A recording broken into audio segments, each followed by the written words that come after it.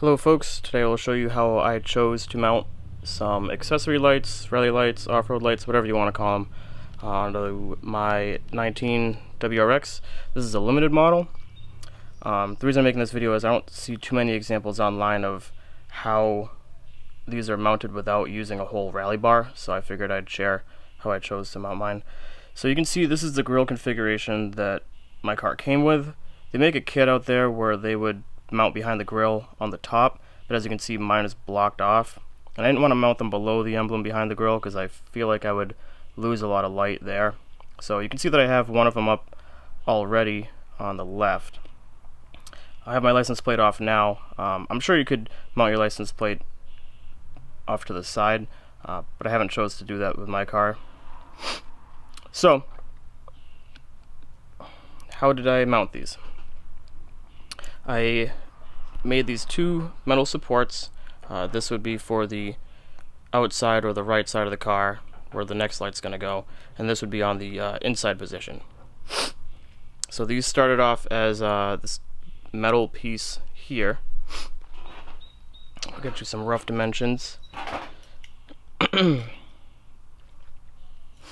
So the width isn't too important, but looks like we have roughly 0.62 inches wide. The thickness is a little bit more important, and I'll show you why later. And then 0.125 thick. For you millimeters people out there,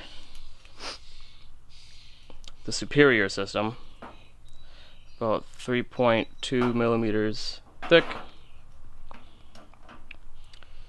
and 15 millimeters wide. Again, the width isn't too important.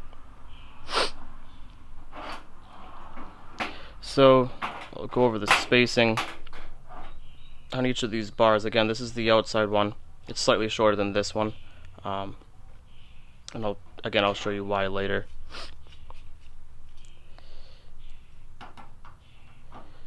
Roughly 111 millimeters or 4.4 inches.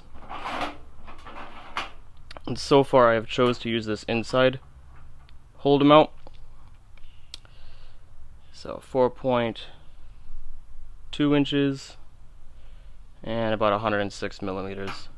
But again, that could vary slightly.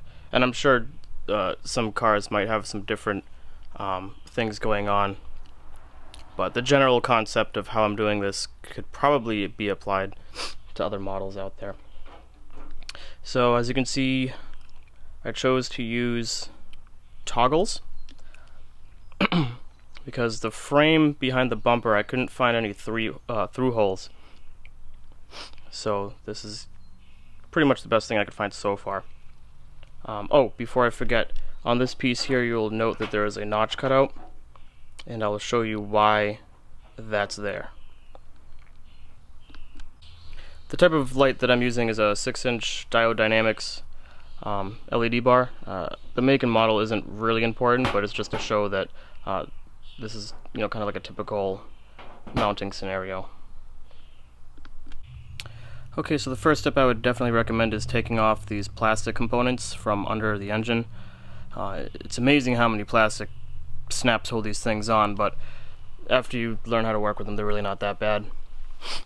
So here I'm going to show the bottom frame, and let's see if we can get this to focus here. You can see that there's some holes on top, and again, it would be nice if these are through holes, but they're not.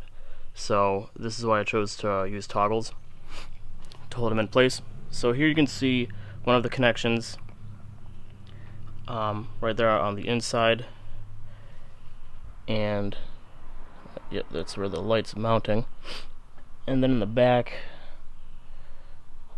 come on, there it is the hole on the left.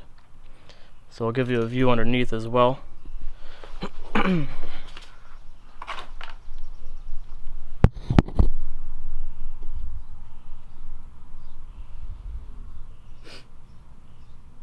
So it is.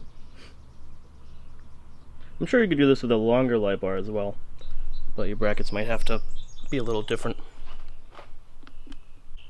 The size toggles I chose to use was a 1/8 inch for the smaller one,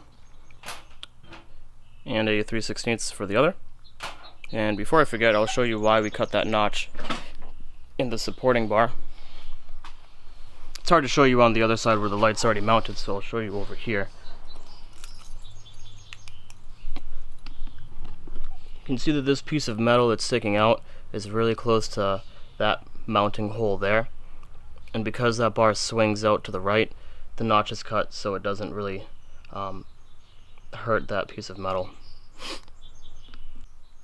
I won't go too far into depth of how I'm doing the wiring here, but the kit did come from, it was the Diode Dynamics light that I'm using, and so that did come with a good wiring harness.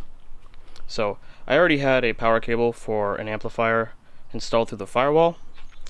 So if I remember correctly, I believe I opened up the shroud on the inside here so I had easier access to the hole in the firewall. So essentially I would just pull out the power cable and then I would tape a portion of the wire to it and pull it through, and then kind of snake it back and forth to get the other two wires in. And then, yes, I cut a hole for the switch. I'm sure you could set up a relay so it works in conjunction with your high beams, but again, I'm kind of lazy and I chose to keep them independent.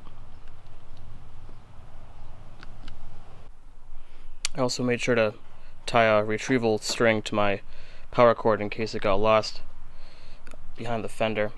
There's usually a kind of like a hard fabric thing that goes here. It's only 2 snaps and it pops right off to give you easier access.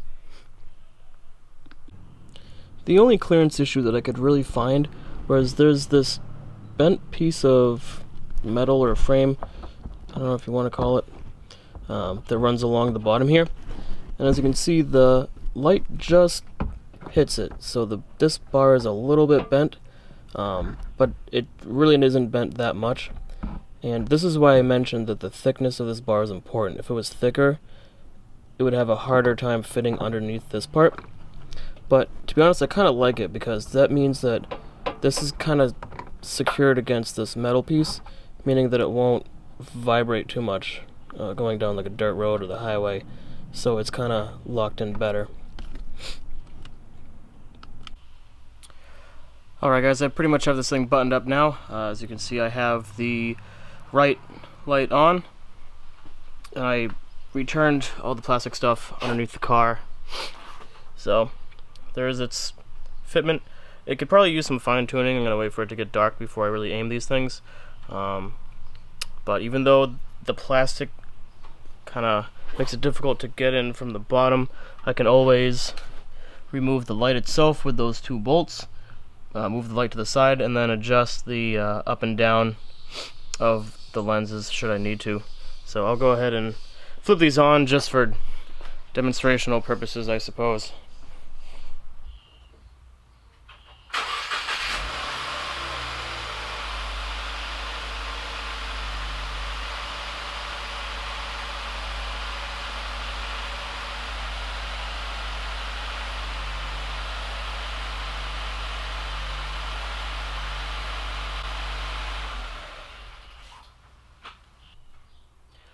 And that pretty much concludes this video. I hope this saved you a bunch of time if this is the way that you want to set up your lights. And if so, thanks for watching. Enjoy. Have a good day.